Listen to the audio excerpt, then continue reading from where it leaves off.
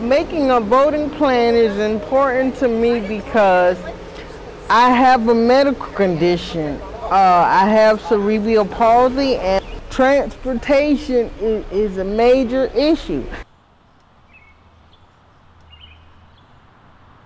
The van is sometimes late or sometimes it could be early, but it just depends on how the vans run that day.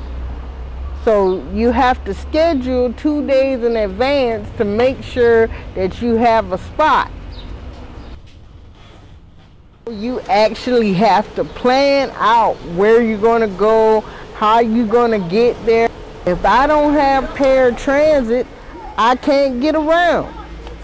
And if someone doesn't have a bus or a car, they can't get around either.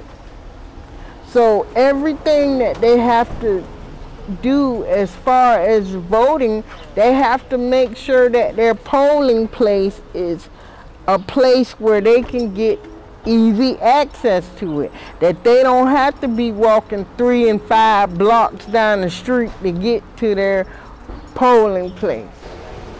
And so it's always important to keep those things in mind when you go voting. I'm a part of Rev Up Georgia Community Connectors, and so what I'm out trying to do is make people aware of the different challenges that go on with people with disabilities, encourage people to vote. And it's not just about people with disabilities, it's everyone. This is our time. Every vote counts. Save my vote.